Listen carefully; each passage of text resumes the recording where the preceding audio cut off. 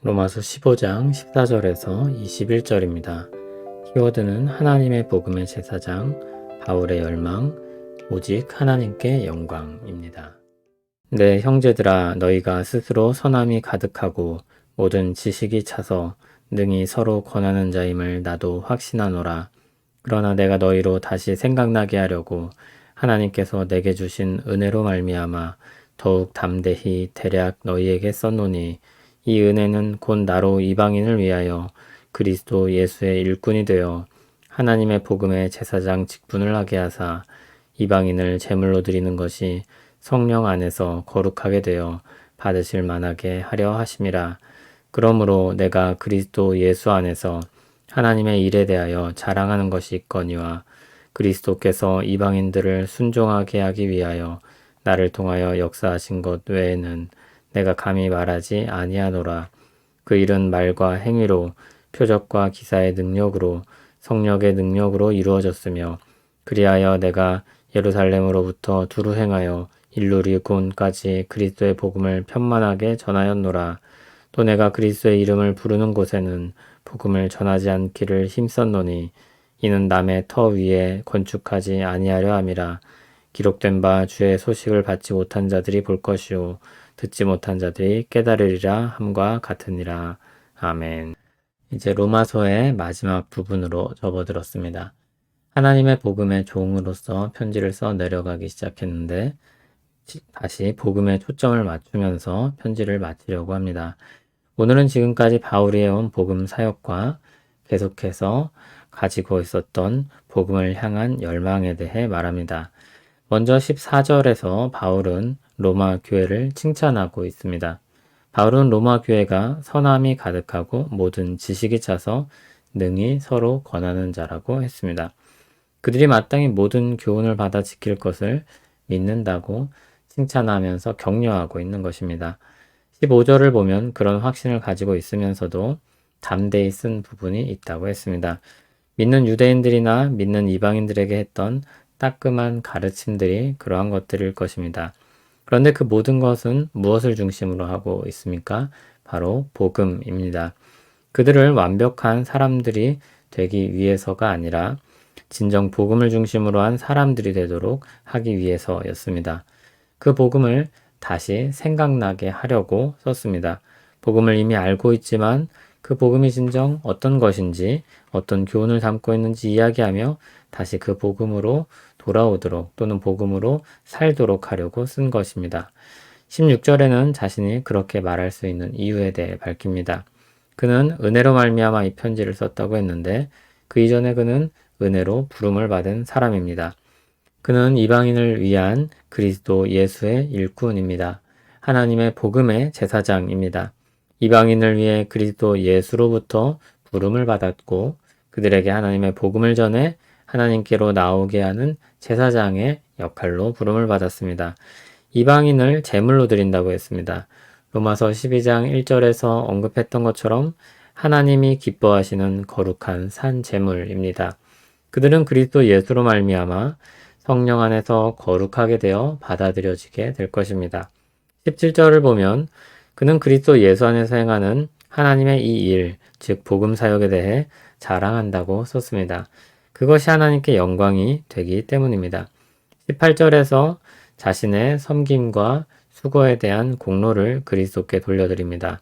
자신이 행한 모든 말과 행위는 그리스도께서 이방인들을 순종하게 하기 위해 자신을 통해 역사한 것이었습니다.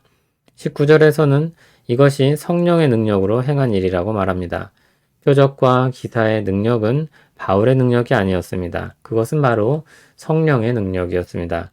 그 능력으로 그는 예루살렘으로부터 두루 행하여 일루리곤까지 그리스도의 복음을 편만하게 전할 수 있었습니다. 그의 사역엔 원칙이 있었습니다. 20절을 보면 그리스도의 이름을 부르는 곳에는 복음 전하지 않기를 힘썼다고 했습니다. 복음이 전하진 곳에 들어가지 않으려고 한 것입니다. 그것은 남의 터 위에 건축하지 아니하려 함이라고 했습니다. 이것은 다른 사람이 세운 교회에 복음을 전하지 않거나 가르치지 않겠다는 말이 아닙니다. 그렇게 읽으면 자신이 세우지 않은 로마 교회에 복음을 말하고 있고 가르치고 있는 이 일도 원칙에서 벗어나기 때문입니다. 또 바울은 자신이 복음을 전하고 세운 교회에 다른 사역자가 일하는 것에 대해 아무런 문제를 제기하지 않았습니다. 바울은 단순히 다른 사도나 다른 사람이 세운 곳에 복음을 전하고 교회를 세우지 않겠다는 원칙을 가지고 일한 것입니다. 그가 선교를 위해 가졌던 원칙이었습니다. 그렇게 하는 이유가 있는데 21절에 나옵니다. 이사야 52장 15절을 인용해서 말합니다. 주의 소식을 받지 못한 자들이 볼 수 있도록 그 소식을 듣지 못한 자들이 깨달을 수 있도록 그는 복음 사역을 했던 것입니다. 복된 소식이 더 편만하게 퍼져가도록 하기 위해서 그는 온 세상을 향한 복음을 전하는 자로 자신의 사명을 규정하고 있었습니다. 17절에 언급한 자랑은 자신을 높이는 자랑이 아닙니다. 그것은 하나님의 일이며 그리스도 예수로 말미암은 것이고 성령의 능력으로 행한 것입니다. 다시 말해 삼위일체 하나님의 복음 사역입니다. 그런 역사에 부름받고 수행하게 된 것을 자랑스럽게 말한 것입니다. 그러므로 영광스러운 일을 맡았다고 자랑하는 것이라고 바꿔 말할 수도 있겠습니다. 그는 복음을 위해 수고하고 섬기는 일을 즐거이 충성스럽게 순종합니다. 그리고 그 모든 공로를 하나님께 돌리며 마땅한 영광을 올리고 있습니다. 자신이 정말 존경하는 사람이 있다면 어떻게 하겠습니까? 그에게 있는 존경스러운 모습들을 높이려고 하지 않겠습니까? 그 일을 하는 데 있어서 수고스러운 것들이 있다면 기꺼이 그것조차도 즐거움으로 감당하지 않겠습니까? 자신이 존경하는 사람이 자신에게 일을 맡긴다면 어떻게 하겠습니까? 게다가 그분이 자신에게 생명을 준 분이라면 어떻게 하겠습니까? 마음을 다하고 힘을 다하고 목숨을 다해 순종하려고 하지 않겠습니까? 사도 바울은 온 힘을 다해 하나님의 일을 수행하고 온 마음을 다해 하나님을 향해 찬송하고 있습니다. 바울은 자신이 높임을 받으려는 열망을 가지고 있는 것이 아닙니다. 자신이 가치 있는 일을 했다고 만족감을 얻고자 한 것도 아니었습니다. 다른 사람들에게 조금이라도 자신의 섬김과 수고를 나타내서 무언가를 얻고자 한 것도 아니었습니다. 오직 자신을 구원하시고 부르시고 역사하시는 삼위일체 하나님에 대한 영광의 찬송이 되기 위함이었습니다. 그것이 그의 기쁨이며 열망이었습니다. 우리 믿음의 선배들은 오직 하나님께 영광이라는 고백 아래 자신의 삶을 하나님께 드렸습니다. 하나님이 기뻐하시는 산제물이 되었습니다. 그것은 오직 은혜로 말미암은 것이었습니다.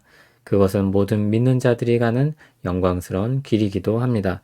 그 기쁨과 영광이 우리에게도 가득하기를 소원합니다. 우리를 택하시고 의롭게 하시고 영화롭게 하시는 삼위일체 하나님만 영광 받으시기를 원합니다. 오직 하나님만 영광 받으시옵소서.